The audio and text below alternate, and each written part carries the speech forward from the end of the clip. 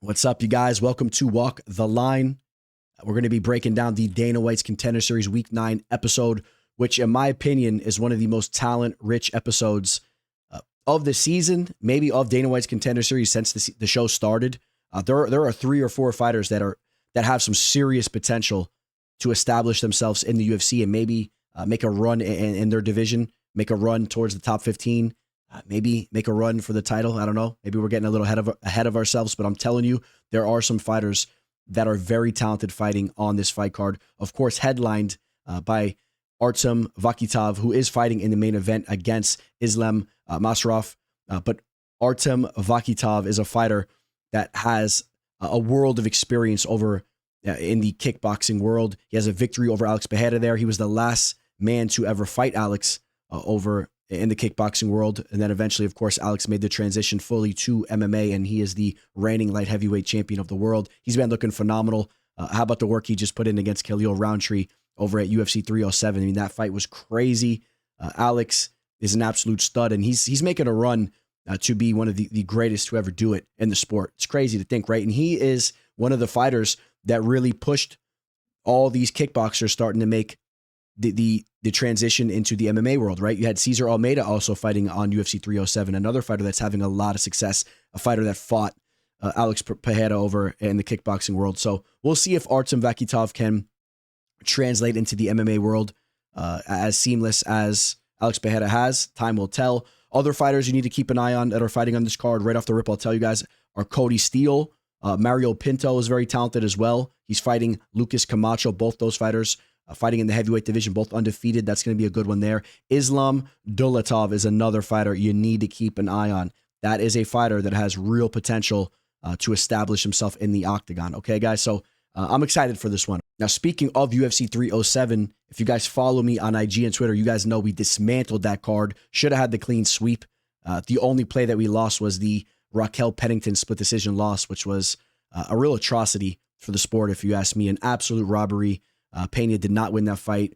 Rocky clearly won 3 rounds, finished the fight stronger too, took that 5th round to put a stamp on it. I thought that was just horrendous.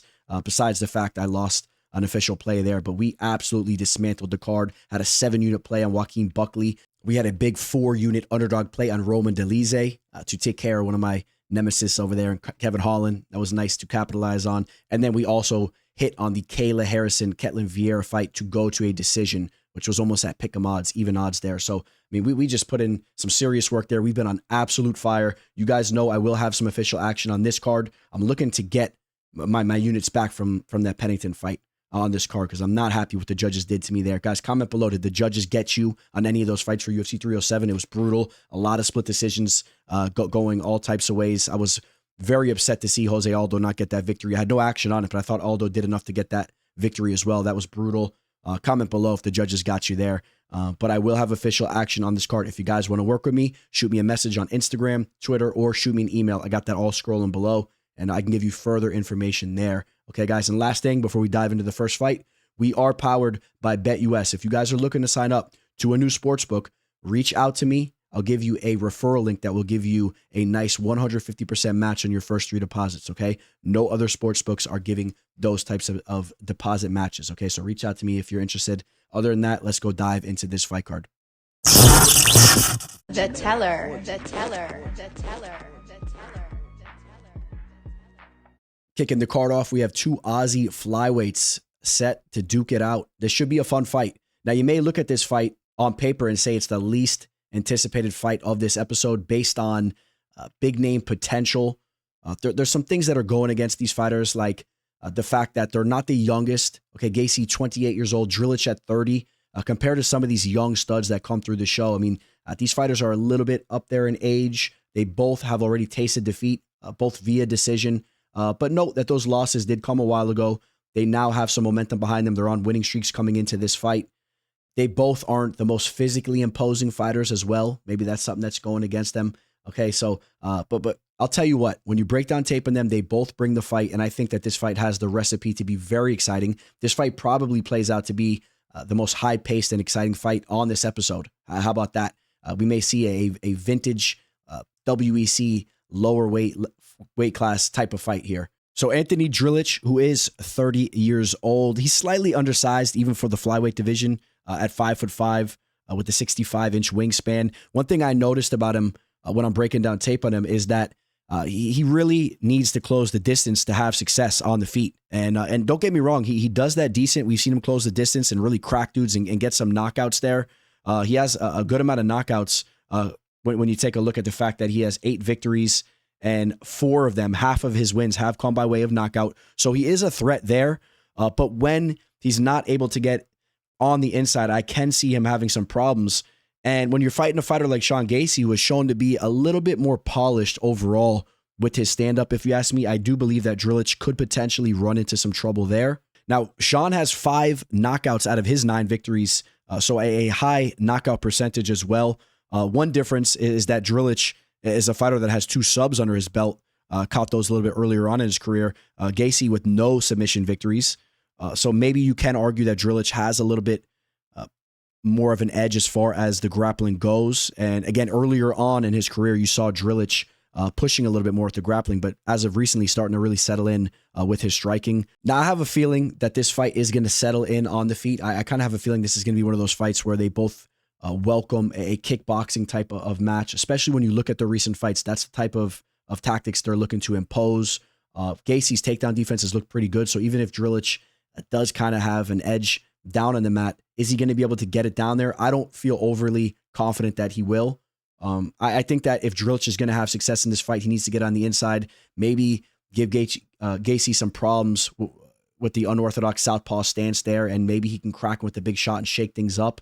But as much as I want to give you a dog play here and one of the few lines that you could reach on a dog, I'm not going to be able to do that because Sean, to me, seems to be the more promising fighter. And just stylistically, I see this being a fight where he could really have some success from the outside.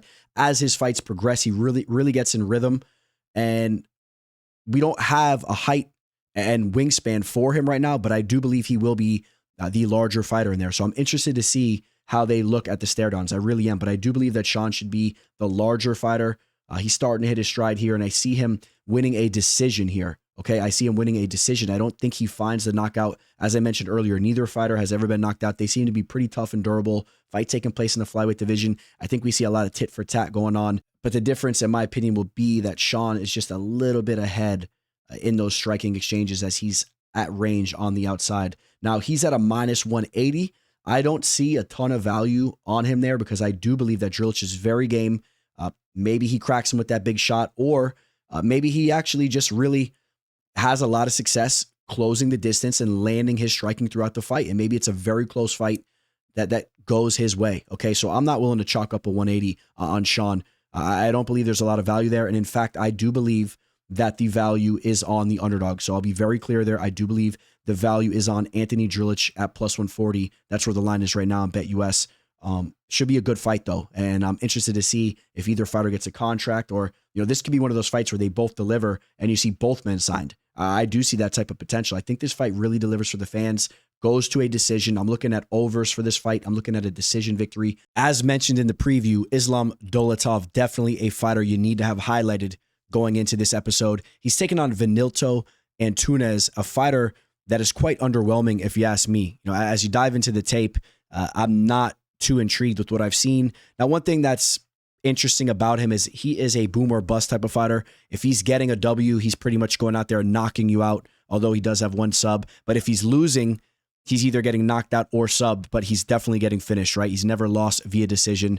And that's a little bit of a problem for him here because Dulatov is a bona fide finisher. You take a look at his 10 victories, 5 knockout victories, 5 submission victories. I would say that his grappling and submission game is slightly going under the radar because people look at him as this rangy, polished, and dangerous striker, but he is slowly stringing off these submission victories as well. This fight screams finish for me. I'm really liking the unders. I'm not liking this fight to go to a decision, and I'm liking Dulatov to get the job done as well.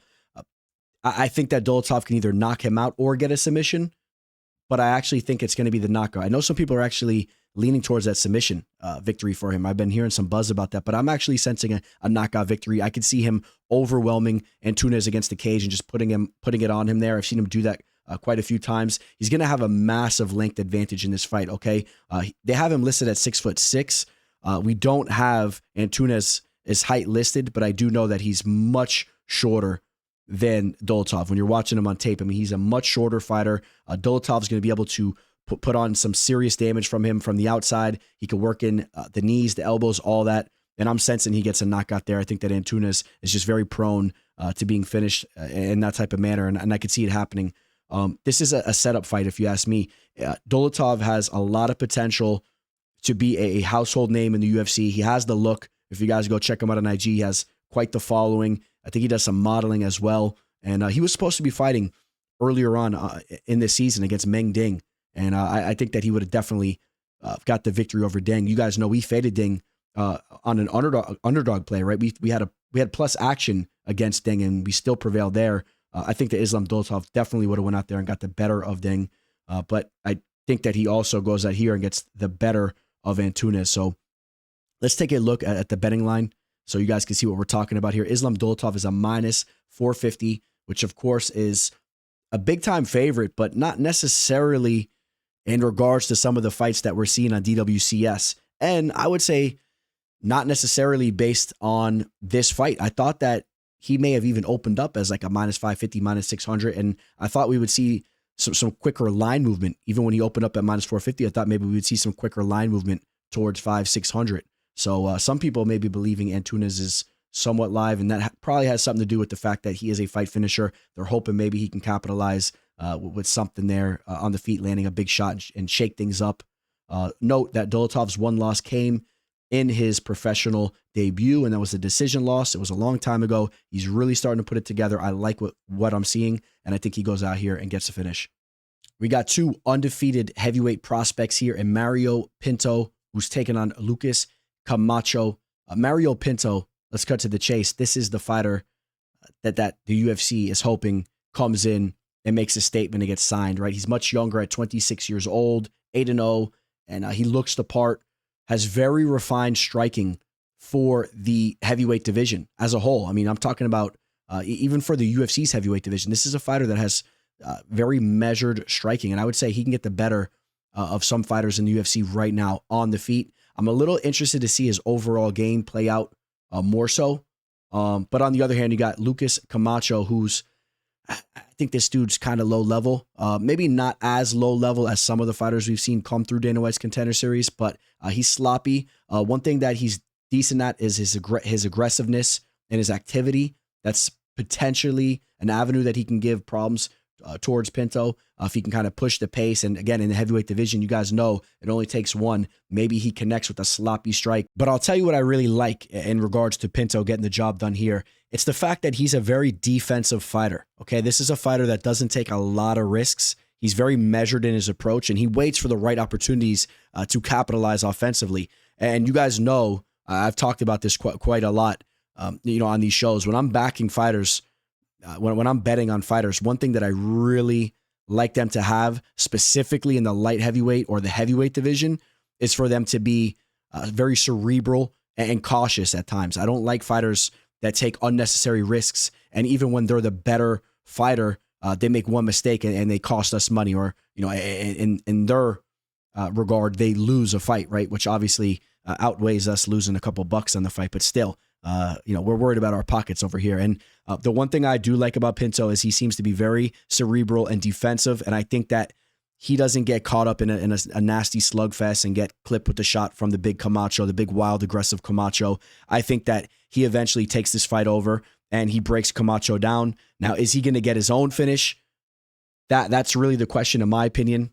Again, Camacho being undefeated, he obviously has never been finished. So is Pinto going to be the first guy to go out there and get a finish?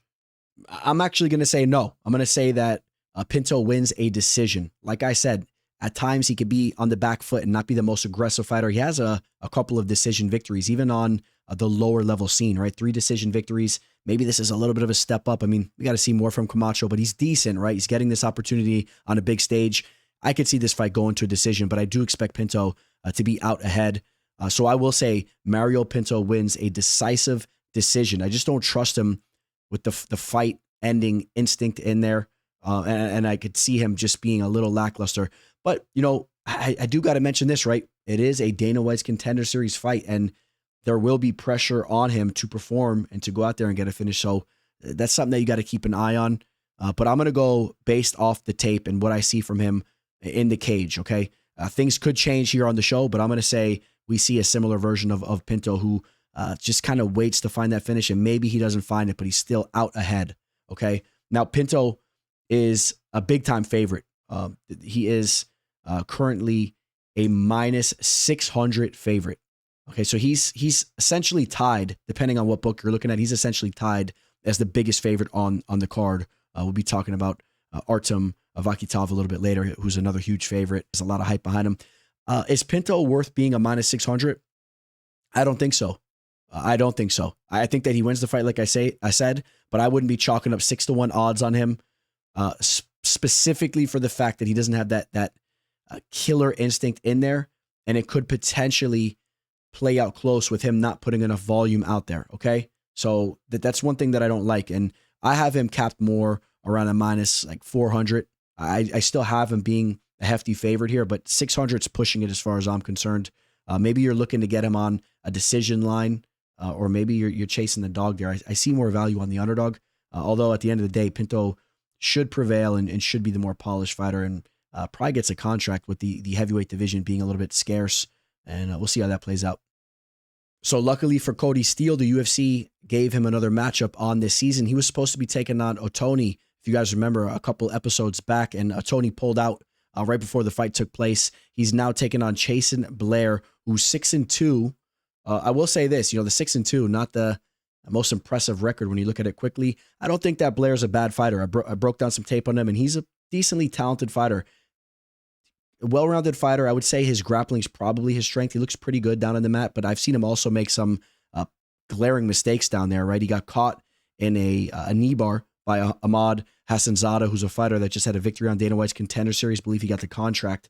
That fight took place over at Cage Warriors, but he was looking good before getting caught in the knee bar. I thought he looked pretty decent in that fight, and then he goes back and bounces back with 3 victories in a row after that, getting a knockout, an armbar submission, and then a triangle choke over Florian Pertia. So, I mean, he's been pretty successful over in Cage Warriors besides that one mistake. On the other hand, Kody Steele, we've already talked about Kody Steele. If you guys caught my first breakdown of that fight with the Tony, I'm high on Kody Steele. I think he's a very good fighter. First and foremost, he does have high-level grappling. He has solid wrestling skills, and then he has dabbled over on the jiu-jitsu scene for quite some time. So his BJJ is high level, if you ask me. That's his bread and butter. But the thing I like about him is when you're watching him in his MMA fights, his striking is really coming around. He's landing nasty knees in the clinch. He's knocking dudes out in a variety of ways. And he kind of just has that X factor, man. He reminds me of a dude that's just a bully, right? When he's in the cage, he's very confident in his skill set.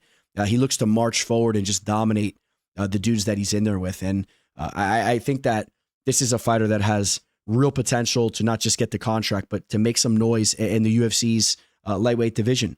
And I like this fight for him stylistically because, like I said, I do believe that Blair is more of a grappling-based fighter, and I actually think that Kody Steele is the better grappler. But if Kody Steele wants to keep this fight standing, which he will have the ability to do that, I think that he gets the better of the striking. I could see him going out there and really just bullying Blair. And I wouldn't be surprised if Kody Steele goes out there and becomes the first fighter to ever get a knockout victory over Chasen Blair. Chasen Blair with one submission loss and then one split decision loss there. So I think that Steele has real potential to go out there and knock him out, though. Steele always has a sense of urgency when he's in the cage, and you have to think it's even going to be more heightened with him fighting on Dana White's Contender Series, right? And he's already almost made that walk. It's like the UFC kind of dangled a bone right in front of his face and they pulled it away, right? He was supposed to fight a couple weeks ago, so he's hungrier than ever. He got teased a little bit. Now, hopefully, he's going to step down in the cage. I think he's going to have a real sense of urgency behind him when he's in the cage, and I think that he gets a finish. Like I said, I think it could be that could be via knockout, but maybe he even hurts Blair and then follows him down to the mat and chokes him out or something like that. So I like Kody Steele to win this fight regardless. Even if it goes to the later rounds, I think that he's shown to have good cardio with all that grappling experience too. If it's a grueling fight with the grappling, I still think that he'll be nice and fresh. He's gone to the later rounds before. Just 6 professional MMA fights, but a world of experience in the combat's world just in general with all that grappling experience. And I think that he'll be fine in the later rounds. Let's go take a look at the betting line. He is a -225 on BetUS, which is a similar betting line to what he was against a Tony. Okay, so that's kind of interesting there. And I think Cody Steele gets the job done. I'm going to lean towards a finish. I'll say he gets that knockout finish. And then to the headliner, Artem Vakhitov taking on Islem Masraf. Now, it's important to note this fight is taking place in the heavyweight division, where it was supposed to be initially taking place in the light heavyweight division. So something went down. I think from what we're seeing, it is based off of Masraf, something going on with him, maybe with his weight cut or whatnot. But that is something to keep an eye on, right? So Artem Vakhitov, this is a fighter that is extremely high level as far as the striking goes. And personally, I think that his striking style is going to translate to the MMA game very well. Okay, he moves very well on his feet. He can pepper you up with nice light strikes, or he could try to hit you with those fight-ending shots as well. But I think that he's going to have such a fun time in his fights where he's able to keep it standing. But there is a big if there, right? Because we don't know how his takedown defense is going to look over the long haul. He only has 3 professional MMA fights. He already has 1 loss. Now, you could pull that full fight up on YouTube. He actually stuffed the takedowns from his opponent early on. His opponent was shooting on him. And he looked pretty decent there, even though it was a very low-level fighter. He ended up mounting the opposition there, who he was facing in Ashraf Bashandi. He got on top of him, and he was looking to drop some elbows down on him, and he basically dislocated his elbow, what it looked like to me. He injured his elbow. So that was a loss due to him injuring himself. But that can happen to a fighter who's not really well-versed and comfortable in those grappling situations. So don't be surprised when, or don't be surprised if that happens again with him in one way or another. When you see these sloppy judo and clinch exchanges, and fighters are digging those underhooks and trying to toss him on his head, and maybe he tries to post and he gets injured again. I'm just throwing that out there. But you have to understand that his grappling is going to be lower level, even though we're seeing some development from it there, but it's against lower level fighters. Okay. And you take a look at his other 2 victories. Those fighters were looking to shoot on him immediately, and he did have success stuff in the takedowns, but again, against lower level fighters. His opponent, Islem Masraf, is he a lower level fighter? I don't think we know that just yet. I'm certainly not willing to say he's a high level fighter. You break down tape on him. He's had some flashy KOs. I would figure him to be more of a striker from what I'm seeing from him. He has some big time knockouts. If you guys remember, he had one of those more viral knockouts. If you guys remember the fight, it'll probably come to you now. There was this dude that was kind of walking him down with his hands down low. He was acting all cocky, just kind of walking towards him in the beginning of the fight, and just gave Islem Masraf a clear shot at him, and Islem capitalized and knocked him out. If you guys remember that viral video. But besides that, even in some of his other fights you could pull up, he's had some wild knockout victories. I think he is dangerous there. But if he's going to look to play that game with Artem, I think that Artem's going to have some serious success and knock him out. I really, like I said earlier, I really believe that Artem's striking, his style of kickboxing, is going to translate very well into the sport of MMA. And I think that if Islam wants to play that game, he's going to get starched. He's going to get knocked out, because it's just with 4-ounce gloves and with such a high-level kickboxer like Artem, he's going to find a strike in there. He's going to land something that's going to be devastating. I truly believe that. So we have seen certain high-level kickboxers come over to MMA and actually get knocked out themselves, right? We've seen that throughout the years from the Gokhan Saki knockout loss when he fought Khalil Roundtree back in the day. We've seen Pereira knocked out, even though he was fighting a high-level kickboxer too, and Izzy. But still, when these fighters have the smaller gloves, and it's just a little bit different when they try to shell up. We've seen some of them knocked out. I don't see it. I don't see Masraf landing that knockout shot. I don't. I think that if he was to have success, he's going to have to show to be decently polished up with his grappling and go out there and look to exploit Vakhitov, and maybe something just ugly and wild happens down on the mat. And to be honest, I think that Islem Masraf is going to go out here and he's going to look to strike it out with Artem. I have a gut feeling that's how this fight's going to play out. I think he's going to look to put on a show and look to get his own contract, and he's going to look to do what he does best, which is use his striking. I understand that he does have a 1 submission victory already early on in his career, but I'm not buying the fact that he's a grappler. I'm not. So now let's get to the betting line here, because that's what we're here to really talk about. Artem Vakhitov opened up as a minus 650 on BetUS. He's now a minus 550. The line comes down, and I think it makes complete sense that line's coming down because we talked about some big favorites throughout this card, even though I love the potential Artem has, and I think his whole backstory is so intriguing with him being a fighter that already has a victory over Alex Pereira. In fact, both fights were very close, right? I think it was 1-1 with Pereira, but both fights very close. Yeah, I love the backstory and all that, and I really do hope that he has a lot of success, and he's another fighter that we could be intrigued to see enter the cage and whatnot, but the line shouldn't even be 550, really, if you ask me. I mean, I don't see value on the 550 line.